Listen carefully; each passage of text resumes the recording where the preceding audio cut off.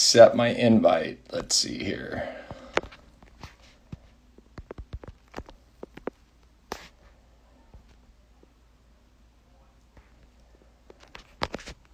Hope you're all having a great week so far and are really excited to watch the action this year at Western States. It should be an amazing event. Let's see here. Why am I not able to get Keely Henniger on here?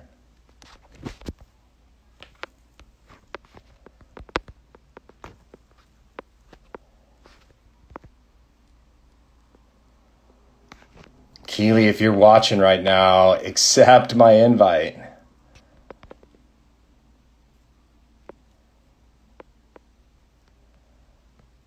Huh. Oh. Give me 1 second, folks. Appreciate your patience as we try to navigate this.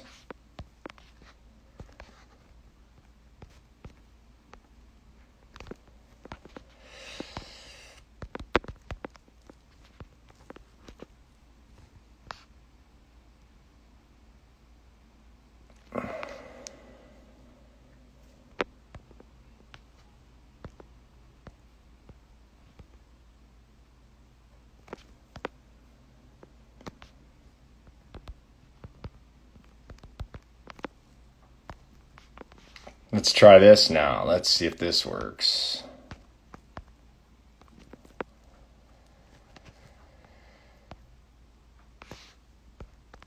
Oh, there we are. Keely sent me an invite. She should be joining us here right now. Hi, Keely. It worked. Yay. Great. Thank you for sending me an invite. So when I sent it to you, it wasn't coming through as like to join? Mm-mm. Oh. Coming through as like just an offer to watch. All right. Well, I'm glad we figured this out. Tim's going to be a little bit late, but I'm going to introduce you, and then I'm going to announce this exciting news that we have, and then we'll wait for Tim to join us, and we can get this, party started about Western States and your first time towing the line at this iconic event. Sounds good. Yeah. So Keely, you're a member of the Ninth Trail Elite Team, also a member of Team USA. You had a really banner year in 2018. You got first at the Chuckanut 50K, first at Lake Sonoma 50, and first at the 50-mile national championships. You were really eating your Wheaties in 2018. I guess you could say that. Or I was just like burning myself to the max and then ended up getting a huge injury. So it was a good thing and a bad thing. Yeah, that's maybe we can talk about that later about the reminder to take everything in moderation. Like sometimes we often push ourselves too much in training, in racing. I know I've talked to Patrick Regan about this before too, where he's run so many hundreds too close to each other that he's done some physical damage to himself. I don't know if you brought a beverage like I recommended, possibly. Did you? I brought a seltzer, just water, but yeah, that's okay. You're in training. I'm not. So cheers. Cheers. Thank you this is the first time we've actually talked in person, and I'm so stoked to chat with you. I have a fun fact that I wanted to drop from the athlete page that your first trail race, you carried a Dunkin' Donuts foam coffee mug with a hair tie around your hand. Is that really true? Yeah. I mean, I didn't know I was doing a long trail race, so I got there and they said there'd be a half marathon option, and it ended up just being a marathon option. They required you to bring a water bottle. That was the only thing I had. Make do. I love that. Dunkin' Donuts didn't approach you for a sponsorship. Maybe they're watching tonight. We could get them on board. Oh, that would be amazing. We go 2 pots of coffee a day. So before Tim comes on, I want to announce some big news that I don't even think you know yet, but you'll have the opportunity to vote. So in celebration of GOO being the new official sports nutrition of Western States this year, we are making a new Roctane Energy Gel, one that will be particularly refreshing in the summer heat because we both know that it could be really hot up there in Squaw. We're going to have 5 different flavors for folks to choose from. Their blood orange lemonade, their watermelon lime, their raspberry lemon, their salted lime, and their strawberry hibiscus. If people want to cast their votes, they can go to our IG bio, and the link is there. It's also on our webpage. If they have a particular favorite, I can't guarantee that your favorite will win, but we are really excited to be working with Western States. As you probably know, Western States was integral to our history as a brand. You know, Laura Vaughn, the daughter of the founder of GOO, Bill Vaughn, was doing the early Western States in the 80s, late 80s, early 90s. And that's was the beginning of GOO Gel. She was having GI distress, and so that was where the gel came from. So we're super fired up to be working with Western States and create a new flavor that hopefully helps athletes deal with the hot, dusty conditions out there. And part of the proceeds will benefit the Western States Foundation. So that's my big news that I get to share with folks tonight. Just real quickly, like, since we're talking about heat and dust, do you find that your flavor palette leans a certain way when you're in conditions like that? That's a really good question. I mean, it definitely does. I prefer the salted lime juice over pretty much everything when it's hot out. But I also just prefer like the Roctane drink once it gets really hot, because I feel like a lot of the gels, they just get a little bit old. Like, they just get a little hard to stomach when you're really, really hot for an extended long amount of time. And so I kind of gravitate towards like the saltier thing, more easy to digest. The new liquid gels have been really nice.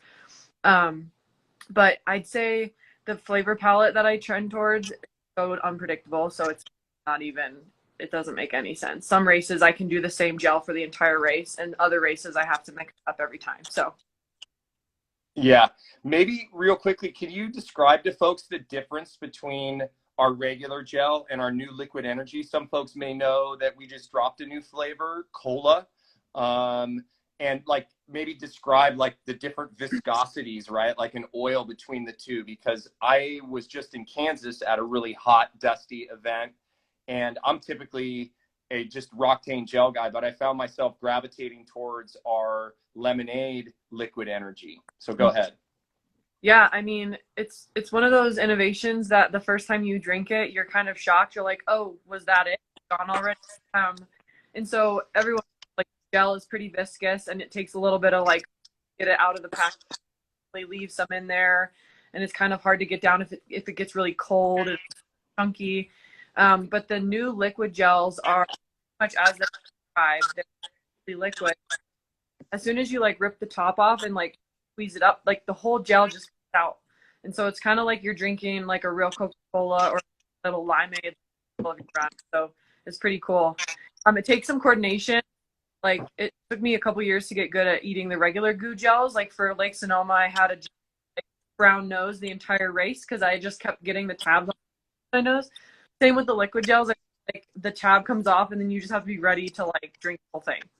But that is a really good point. I'm glad you brought that up. You had the little dot on your nose. I've done that too, because you don't want to tear the top totally off. You know what I did with my lemonade liquid energy is I put it in a flask, so I didn't have to deal with how hard it can be to handle when you're particularly riding a bike at high speeds. So I put a number of them in a flask so I could just nip on it during the event.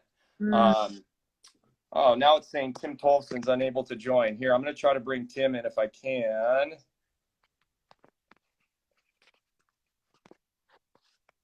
Let's see here. There he is. Heyo. I have both of you on. Keely, can you hear me still? Yeah. Yeah. Can you? Ah, it's working. Yeah. I just needed to figure out to put my AirPods in. Yeah, we're good. Okay. And so, Tim, I've already introduced Keely, so I'm going to introduce you to the audience. And we were just talking about my big news that I have, that we are going to be launching a new flavor of Roctane Energy Gel in conjunction with Western States this year. And folks are going to have the opportunity to vote on 5 different flavors.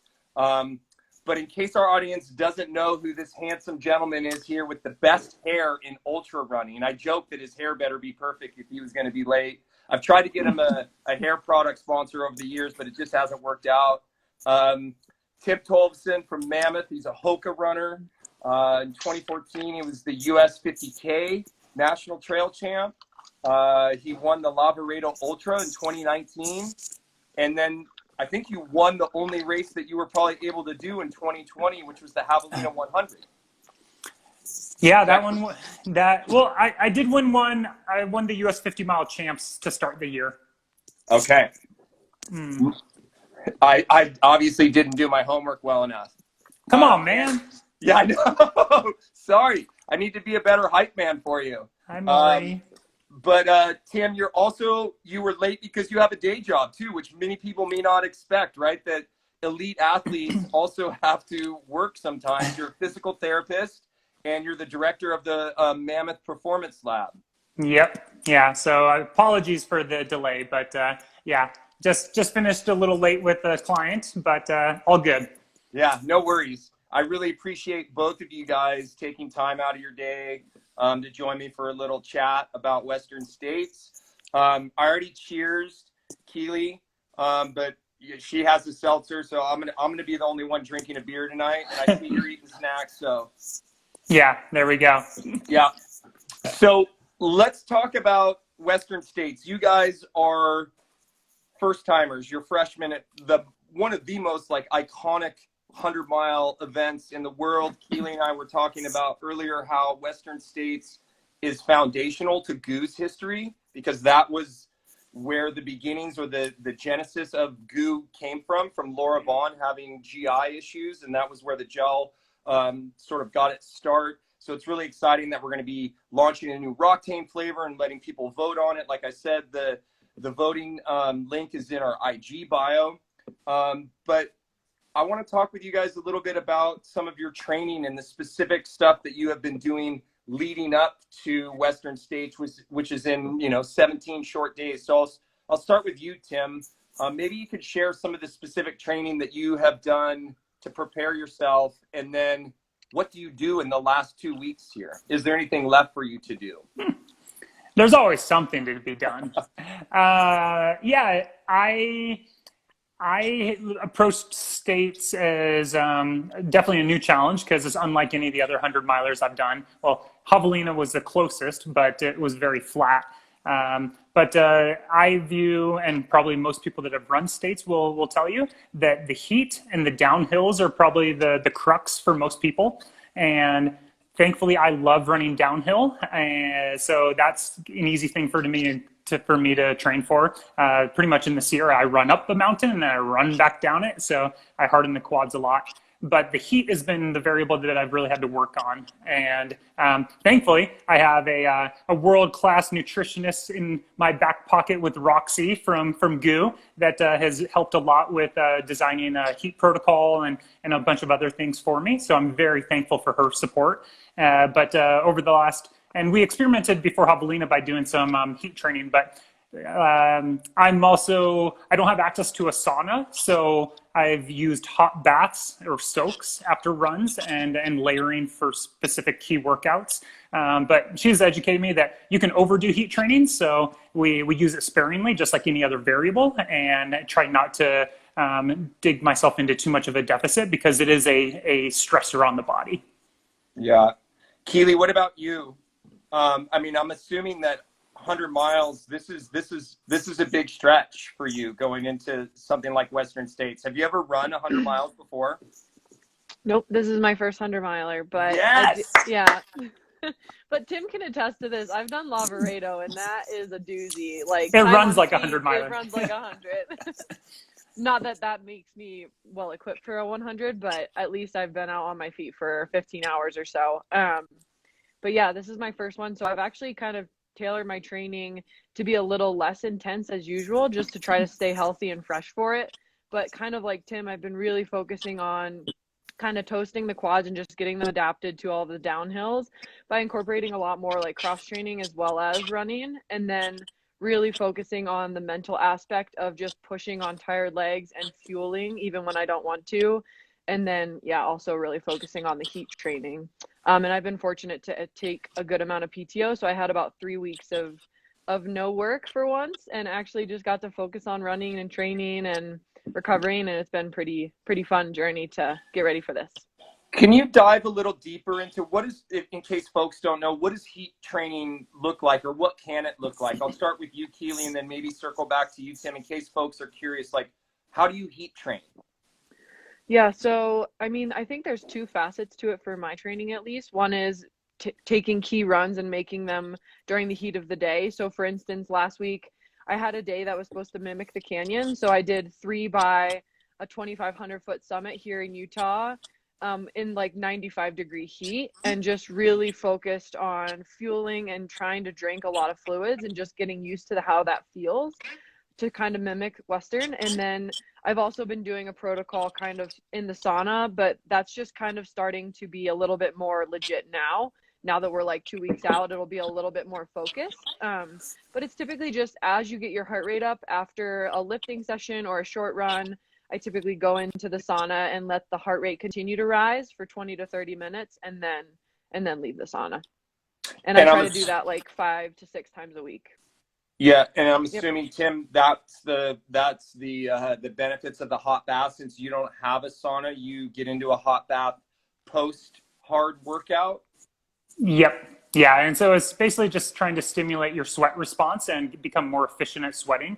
Our bodies are like cars. And if on a hot day, if your AC is not running, you're going to overheat and burn up and stop. So you have to get more efficient at, that cooling system. And for us, it's sweating as humans. So that's the use of the hot bath soak after a run just extends some of that time of increasing sort of your core temperature and eliciting the sweat response. Yeah. So in case folks don't have a sense of the course, and I want to be totally honest, I'm so excited. I've never been to Western States. I've worked for GU for 9 years. I've never been to this iconic event, so I can't wait to cheer you guys on in person. But you've mentioned a couple times the descents. Can you maybe just walk us through, is there one in particular that maybe gives you a little bit of trepidation, or is it just the accumulation of, and how much descending is there over the 100 miles? I'll start with you, Tim. So there's I think 22 to 23,000 feet of descent over the 100. Oh no. Uh-oh. We lost him. He'll be back.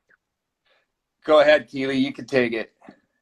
I can fill in for him, I guess. I don't feel like I know the course probably as well as Tim does, but I do know that there's 22 or 23,000 feet of descending and then about 17 to 18,000 feet of climbing. So it is a net descent of a course to be expected as we start in Tahoe and we end in Auburn, and Tahoe sits at 7,000 feet and Auburn sits closer to sea level. So yeah, net, there's a lot of descending. But I think there's also some pretty key parts of the race are very long amounts of descending. So there's a section around halfway, I believe, and people will correct me on this, I'm sure, that is 12 to 14 miles of just straight descending. And I think a lot of people take that too hard and end up blowing up their quads for the rest of the race, because you want to be able to run the end, because the end is about 60K of relatively runnable terrain. Yeah. I've seen a number of questions come across. Folks are wondering a little bit, and this was one of the questions that I shared with you and Tim prior to this, sort of your nutrition plan or your fueling. Obviously, you can have all the fitness in the world, right, going into an event like this, but if you don't put enough gas in the tank or the right gas at the right times, you're going to not be able to complete it. So I wonder if you could share a little bit about your nutrition plan and how you plan to fuel. We'll circle back with you, Tim. It's all good. It's all good. We'll circle back, but I'm wondering, we're kind of talking about nutrition now. But it sounds good. Go ahead, Keely. But I kind of want to hear Tim's take on the downhill part of the course. Yeah. So okay. So time. There's downhill on the course. So I did not do that a good enough justice. So I feel like pause Tim can do more justice. Pause on the nutrition question. We're back to downhilling with Tim now that he's back. Mm-hmm. Yeah. So basically, I mean, there's a fair amount of downhill, definitely, if you look at the profile. But I think if you're compared to a lot of mountain ultras, it's not that excessive. But what gets a lot of people is you're running the entire race, and then you're running downhill, and then you're running uphill. You know, there's not a lot of opportunity for power hiking, and I think that's what gets people. And also, the thing with States course is some of the descents, they're hard packed, quick, sharp little turns that beat up the quads more than just like a nice gradual, 2,500-foot descent on like a gravel road. So it's easier to kind of really destroy the quads on a course like States.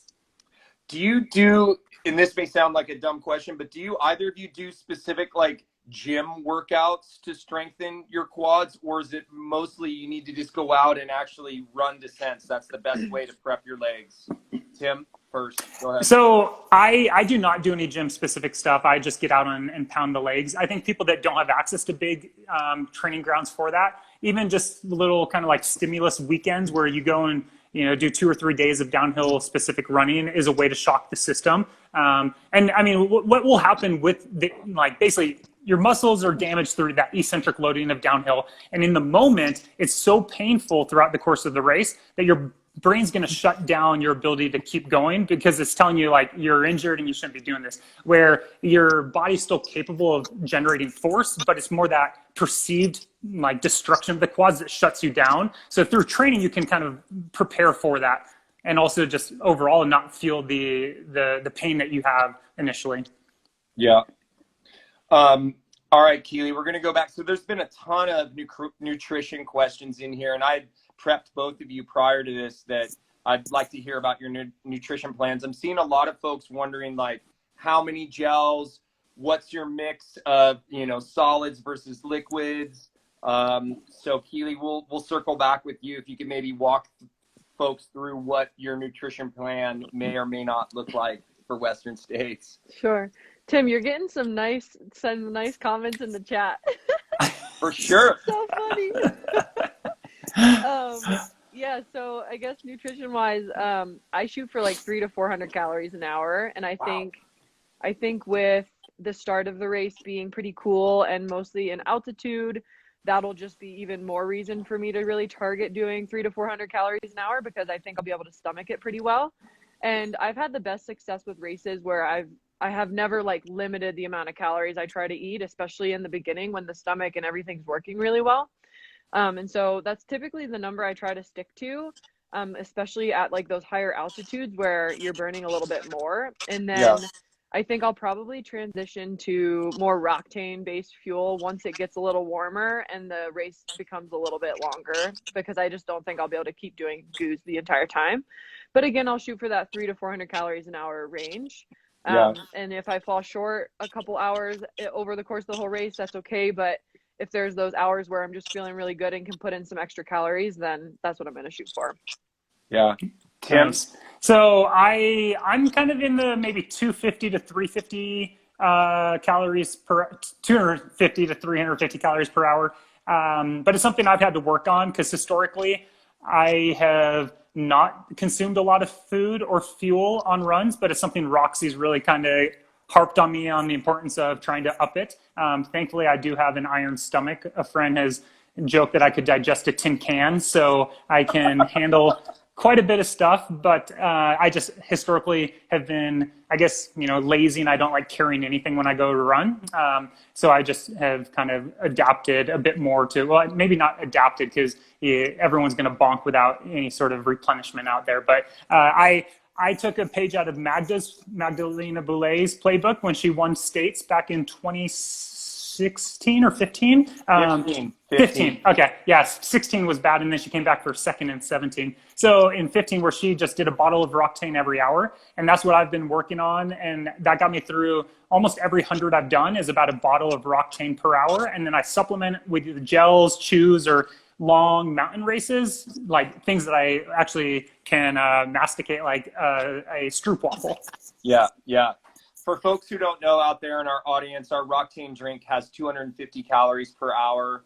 And what Tim was referring to in 2015, Magda, our head of R&D, amazing athlete that she is, created our Summit Tea flavor so that runners could have it warm or cool.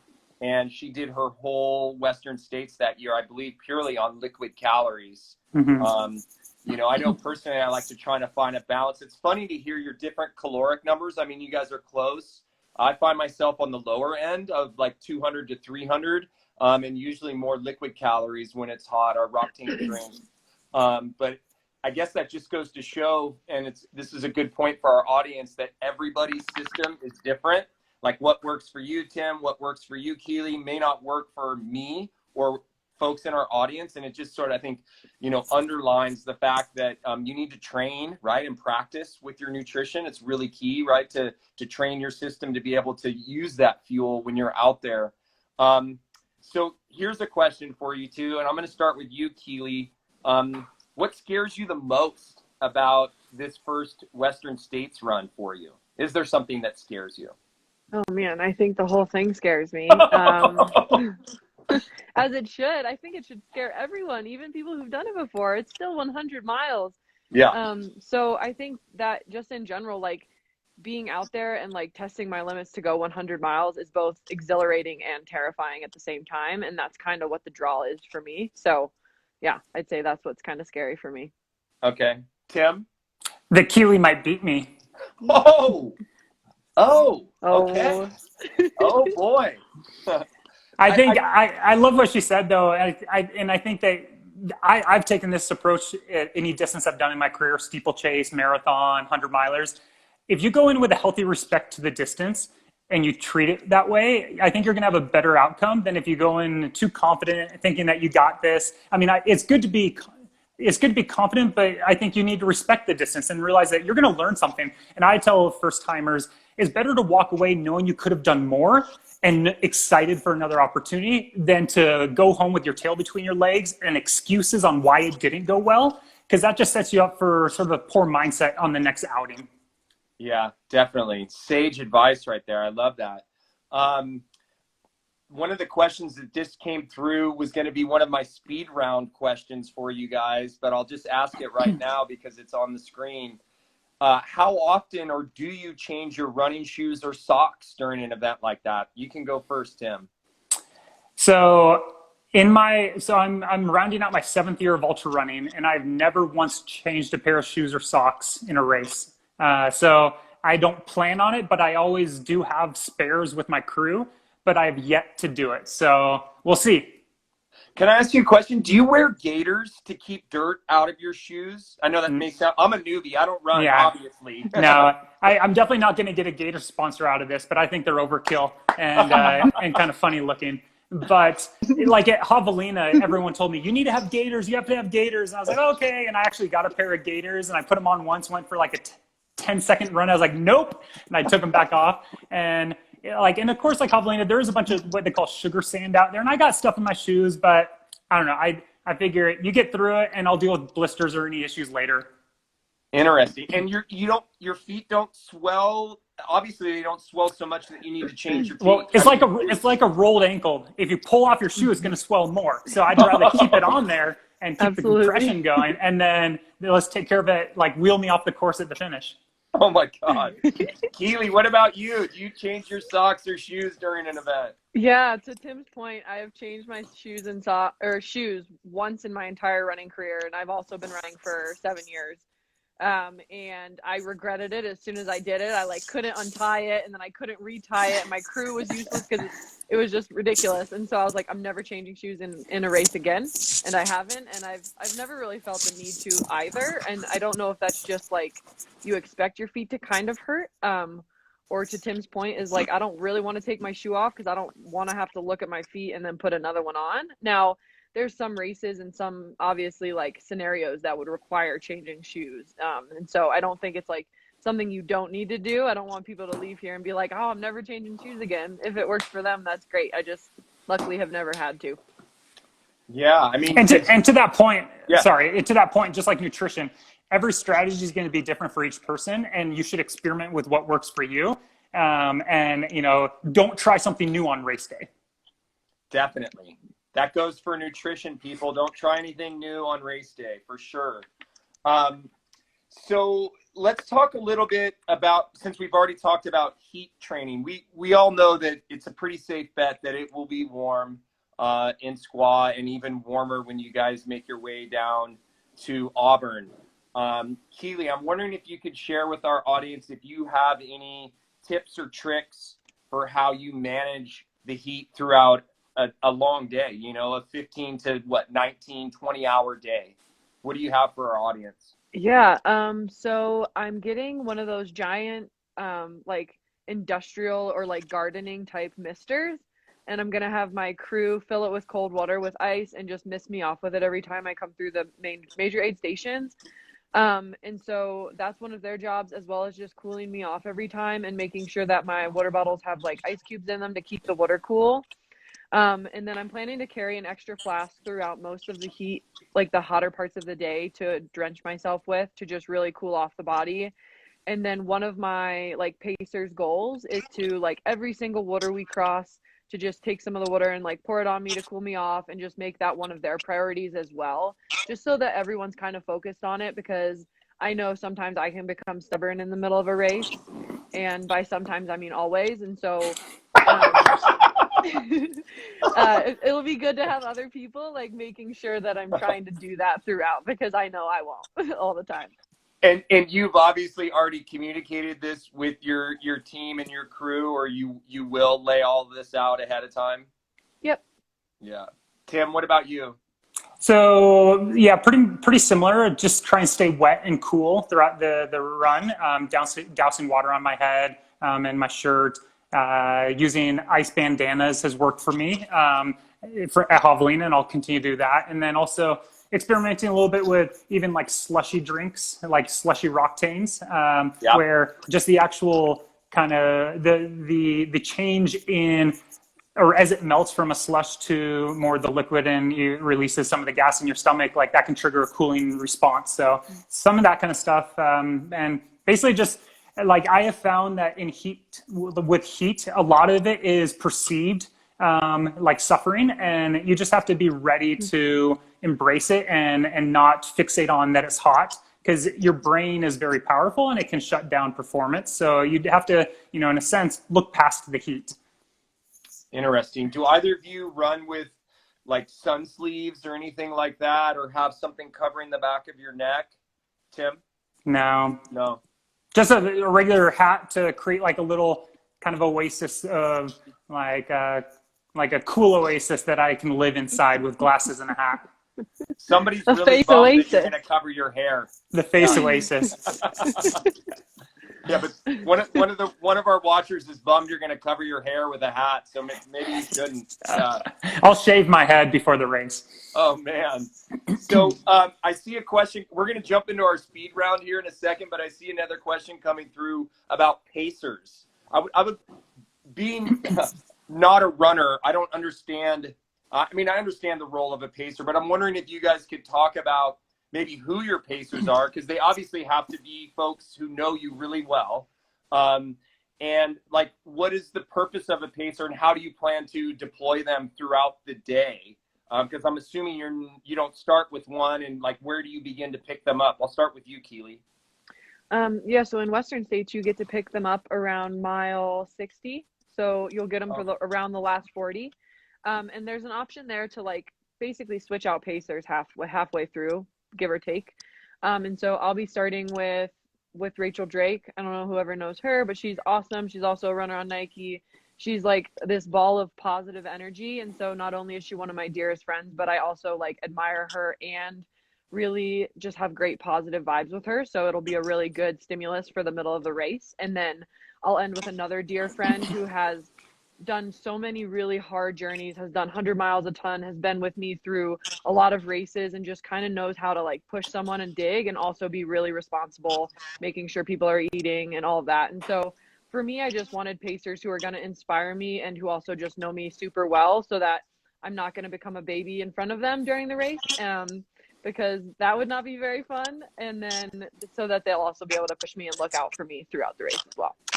Do you talk to your pacers ahead of time? I mean, like, is there like a code word for you, like, you know, that you like yeah, I don't know if I'm going to phrase this right, but where like maybe there's like a signal that they know that you're really suffering or something, and they need to step up, or do you verbalize that, or are they taking physical cues from how you're running? And I'm going to ask you the same thing too, Tim. So go ahead, Keary.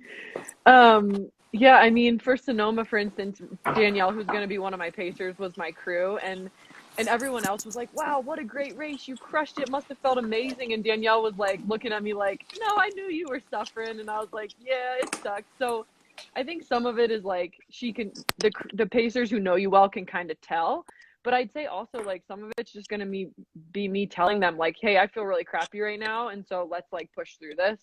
And I'll want them to know if I'm feeling crappy because I'll want them to be able to push me and pull me out of that mental status. Yeah.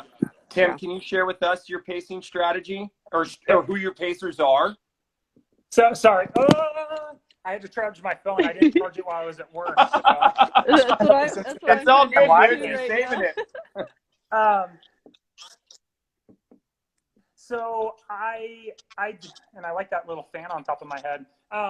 I do not have a pacer, and I will not have a pacer. Oh, So yeah. I why? guess for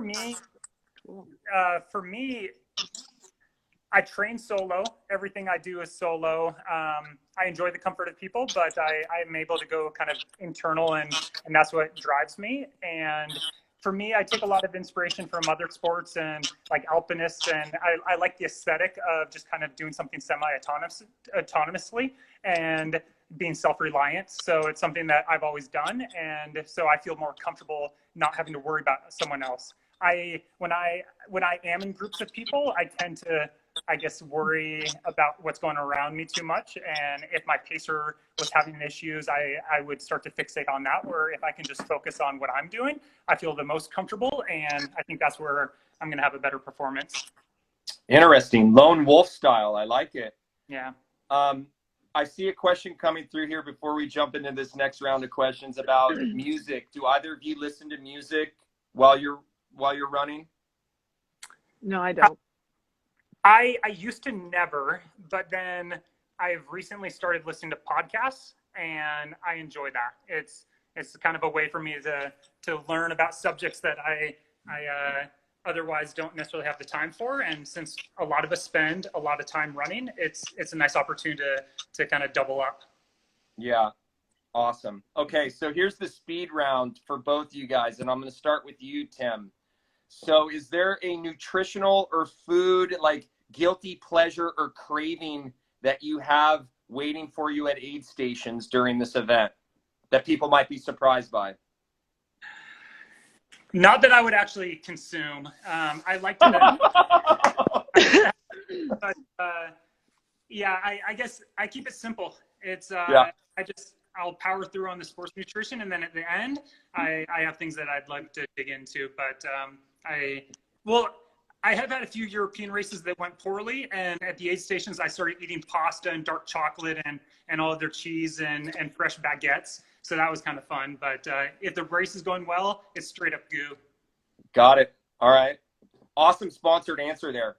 Good job. Kaylee. Yeah, I mean, I'd say that I'm pretty similar and I'm kind of boring as well during races, but I do always have my crew have big liters of like Coca-Cola in case I want the fizz on top of everything else. But typically that's my one guilty pleasure. And I feel like since it's offered at every aid station, it's really also quite boring. Okay. I appreciate both of your candor. I do. All right. Next question. So besides crossing the finish line, which I know both of you are going to do, is there a moment or a part of the course or a time of the day that you're most looking forward to? I'm going to start with you, Keely. Yeah, I think I'm looking forward to the sunrise, like just the hike up the first climb out of the Olympic Village. So that will be absolutely amazing. I've seen photos. I've been there like for many years, and always seeing those views off the top is just breathtaking. And so I think once you're to the top of there and can see all the views, you'll know the race is starting, and that's kind of like an awesome euphoric moment. All right. Tim? Definitely going to enjoy that first climb up the escarpment, and for a lot of those reasons. And also, I live in the Alpine, and it kind of just feels like home when I'm up there. But I am really looking forward to the final stretch, Green Gate to the finish. I grew up in the Sacramento region in the Sierra foothills, just outside of Auburn. And so I've run thousands of miles along that stretch, and it really feels like I'm just running home. So I'm looking forward to that section. Yeah, you have like home field advantage, I guess, a little bit, just knowing that, and yeah, feeling the comfort of those trails. I've raced on Placer High's track like since I was an 8th grader, so I think I have an advantage there too. For sure, definitely. We already answered some of my other speed round questions, but I want to know, what do you guys eat for dinner the night before? And since it's such an early start, right? It's either 6 a.m. or 5 a.m. you guys start. What do you do for breakfast? Because that would be a big question for folks. Like, how do you eat before an event? So Tim, go ahead. Dinner the night before, and do you do breakfast the morning of? So I tend to try to like really get into race mode. So I'll have about 7 or 8 goo gels the night before for dinner, and then wash it down with some Roctane. And, I sure hope not. And go to bed like a diabetic. Yeah, dude. The next day I'm going to run out my diabetes. So I've kind of done everything. Again, like, I'm thankful that I can digest a lot of things. I've had everything from pastas and pizza to steak salad to rice and chicken. I think it's kind of dependent on where I am, who I'm with, and but I try and keep it like nothing too crazy, like in terms of flavorful sauces.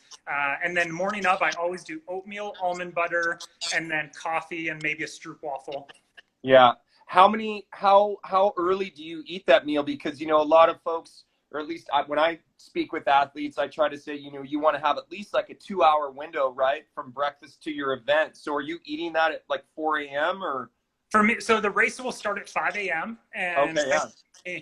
I'll eat 2 to 3 hours before. So I may eat it at 2 o'clock or 3 o'clock, but also, like, just given my lifestyle, my work, and Lindsay, my wife's work, several days a week, we're up at 3:45 anyways to start our day. So the early mornings are easy or I'm used to the early mornings.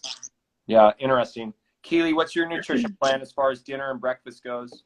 Yeah, kind of like Tim, I'm definitely not particular the day before. I just try not to do anything crazy, but I'm typically not super hungry the night before because I think I have just some nerves. And so I try to have like a really big, like, later lunch and get some calories in then.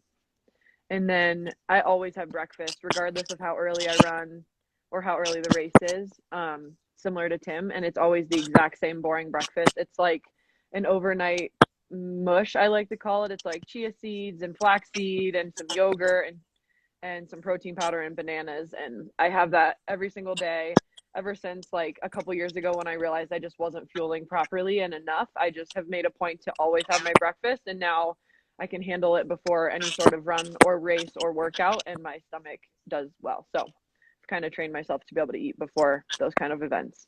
Exactly. Awesome. Mm-hmm. And then I want to end this speed round with, for any newcomers out watching tonight, a new ultra runner who is thinking about, tackling a big challenge. Do you have like one piece of advice for them, Tim? Just stick with it. Keep showing up. It's in endurance sports in general, or any big endeavor. It's a slow process, way week after week, month after month, year after year, and there are no shortcuts. So you just got to lean into the process and find a reason why you're doing it and enjoy it, and then try to really savor kind of that every day that you have the opportunity to play away at your dream. Yep, good advice. Keely? Yeah, I would just re-echo, like, enjoy the journey, because the journey is one of the most great parts of this whole thing. And then just keep your mind really open to adversity, because trail races are just very unpredictable. And so going into it where you've really loved the journey and that your mind is just okay with things that are going to be thrown at you that you might not be able to control is just something so crucial in this sport. And if you try to take it a little bit too seriously and you don't have that adaptability, it won't be as fun, and it'll kind of eat you alive. So just try to enjoy it and be a little bit adaptable. Yeah, I think you triggered a question for me about sort of the power of the mind. And Tim, you mentioned this earlier when you were talking about sort of willing away the heat, right? And the effect that it might have on you. I'm wondering if you guys could just share with our audience, do you have any sort of mental tricks that you play with yourself when you go into that dark place at some point? You know, like picking a landmark to get to, and then it's another one. Or are there any like mental tricks that you could share with our audience that might help them with the future run? Tim, go ahead. Yeah, I guess yes, I do. I don't always know what I'm doing, but and I think it comes with experience. You learn how to work through low pass. But I try to have a mantra going into the race that I fall back on, and sometimes I just like, and I have OCD, so I trigger it, and I just stay on that mantra, and it can help me just dissociate from the task at hand and how painful something might be, and just keep plugging away one foot in front of the other. Keely? Yeah, for Western, I've definitely been channeling like different words and mantras of different parts of the race and different parts of the day. And so sometimes if I found myself fixating too much on, oh my gosh, I have 50 miles left or I have 7 hours left, I'll just be like, okay, my goal today was to be really tough. And I'll just focus on that word. And that kind of pulls me out of the mindset of thinking too far in advance. And then sometimes I even use like my next goo as like a good little mental milestone to be like, okay, just run 15 minutes and then you'll have a goo. And all of a sudden an hour goes by and you're out of your little slump. So yeah, those are two little tricks that I use sometimes. That's awesome. I appreciate you guys giving up, you know, your hour of your time tonight. You guys both have jobs. Tim rushing home from work. Thank you for that. I just want to remind our audience that if they want to vote on the new Roctane flavor, that link is on our IG bio. It's also on our homepage. There's 5 new flavors that folks can vote on. Tim, I don't know if you heard the flavors, but they're blood orange lemonade, watermelon lime, raspberry lemon, salted lime, and strawberry hibiscus, which we've all got the new Roctane drink, which is my current favorite, decaf. I'm assuming you guys may have that in your bottles or not. But if folks would like to cast their votes, please do. We'll also be doing voting up in the village, I believe, the day before the event. Do you guys have any final words you'd like to share? If not, I just want to cheers you guys and can't wait to high five you in person when I see you at Western States. No, thanks for doing this, and I'm excited. It's going to be a rad time. Yeah. I'm so stoked to see everyone finally after a year apart. I know. It's like the big family reunion. I have to say, I was just out in Kansas for Unbound, the big gravel race, and the vibe on the start line was electric. I had goosebumps. It was crazy. It felt so good, right, to have the endurance family back together doing what we love to do. And you guys are going to you guys are going to be energized by that. I know it. It's going to feel so good to be with your family again. So I look forward to seeing you guys. Oh, our head of marketing just chimed in. He's wishing Christian Lepley's wishing you guys good luck. So without any further ado, I will sign off for Goo Energy Labs. Thank you both very much for your time, and I can't wait to see you in a few weeks. And good luck with your tapering or whatever you guys have the last couple of weeks here. And some people still making comments about your hair, Tim.